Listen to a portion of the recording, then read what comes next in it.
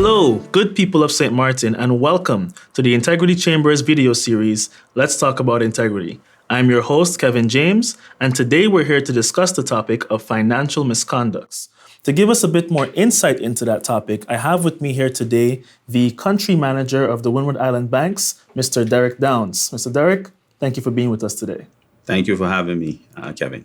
The first question I'd like to ask you is to tell us a little bit about yourself. Right, Kevin, as you might have determined from my accent, I'm from Barbados. I've been here now going 17 years. When I first came to the island, I worked at CIBC First Caribbean International Bank, where I eventually was country head for about 3 years. And then I moved over to the Windward Islands Bank as the general managing director in 2013, having succeeded Mr. Yambu John.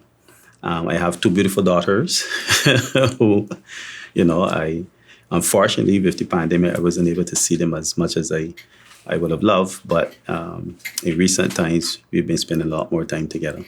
But I do enjoy being here in St. Maarten. It's a lovely island, and in my opinion, have a lot of potential. I'm glad to hear that. So now my next question is to ask you, just from a very broad perspective, in your view, what does integrity look like to you? Well, integrity is important in all areas of your life. But for me, I use two words when it comes to integrity: uncorrupted and incorruptible. So not only should your actions be uncorrupted, I think you as a person should be able to resist corruption because the temptations are so great. Obviously, we all want to get ahead. And for some persons, getting ahead the wrong way doesn't matter. But I do define and I try to put integrity in that box. Being uncorrupted and being incorruptible. I like that answer. So we're here today to discuss financial misconducts. And financial misconducts can include theft, fraud, embezzlement, just to name a few. And so my question is, in your experience, which financial misconducts are the most common here on St. Maarten? Well, as a banker and in banking, the most common financial crime or the one that generates the largest amount of attention is money laundering. As you know, money laundering has become a pretty broad topic. Years ago, money laundering focused on drug money or racketeering monies that were not in the system, and you were trying to get those monies into the system. Today, that's an outdated definition of money laundering. Money laundering now involves any financial crime, proceeds from any financial crime that is received by someone is considered to be money laundering. So it's all about the integrity, not just of the transaction, but it's about the integrity of the system. How do you maintain the integrity of the banking system? So a lot of focus is on preventing money laundering from taking place to maintain the integrity of the banking system. Thank you for that answer. And I'm glad that you mentioned money laundering. Could you provide an example? Let's assume that I ask you to do something for me and I bribe you. Now, in the old times, as I said before, money laundering was about using or taking cash that was earned from an illegal activity and trying to wash it or get it into the system where it is legitimized. And then from there, you move it into various other areas like purchasing of property, making investments. So those investments appear to be legit, but the initial proceeds from which those investments came about was from drug money or whatever. But you have a bank account, I have a bank account, and you bribe me, and you transfer those monies from your bank account to my bank account. That is money laundering, although the monies are in the system already. So it's not just about keeping cash out of the system, but it's also ensuring that transactions that take place between individuals are legitimate transactions. They're not transactions that are the proceeds of fraud, crime, illicit activities, although the monies are already in the system.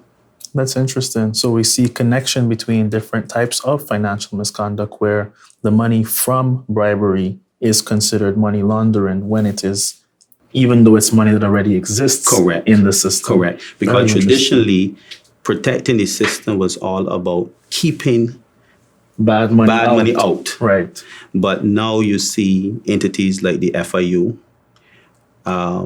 they investigate transactions that move between people to see the reason for which these transactions are moving between people to determine if, in fact, these transactions could constitute money laundering. How do financial misconducts impact the country?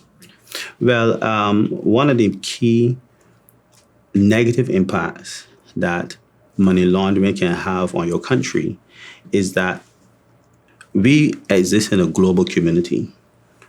No one can survive on their own. And small islands like St. Maarten and even a number of the Caribbean islands, they depend heavily on United States of America, Europe, for the tourism, for the imports, for the medicines, for the oil to keep the lights on. And we have to interact with their banking systems. So if in their view, you are not doing enough to prevent this money laundering from taking place, where it is, as I said before, keeping bad monies out or policing the transactions that are going on within, they can decide we no longer want to have a relationship with you. So when that happens, nobody comes to your island because they can't use their money here. How are they going to be able to move their money between where it is in the United States or in Europe to buy items in St. Maarten?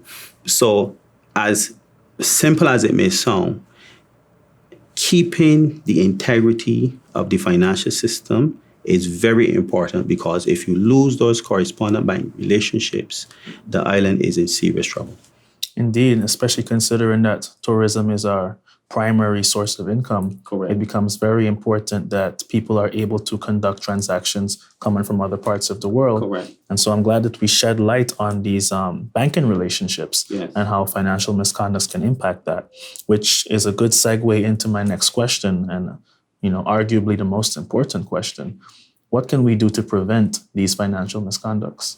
Well, from a banker's perspective, and I would imagine the banking community, we are committed to doing as best as we can in terms of ensuring compliance with the various rules and regulations of the regulator. The laws, we are respecting what the laws say in terms of reporting transactions, ensuring that we do proper due diligence on those people who want to use our products and services, because that's another key aspect. Right. Before you get to use the bank's products and services, we must do a certain level of due diligence to confirm that you are legit, that you are, in fact, who you say you are, and you are a person of integrity. Now, it is true that sometimes once people are in the system, they can do things that are not correct. But we do have systems in place that help us to detect and determine if that, in fact, is going on. And again, cooperating with the financial intelligence unit, cooperating with the central bank, cooperating with those institutions that help us in that regard is very important to maintaining the integrity of the system.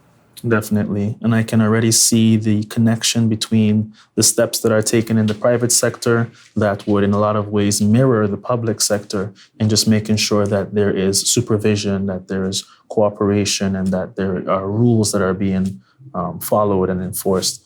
Mr. Downs, thank you so much for taking the time to be with us today. And to the people of St. Maarten, I do hope this conversation was beneficial to you, and thank you for supporting us in our mission to build integrity for future generations. Stay tuned for more content in our video series, Let's Talk About Integrity.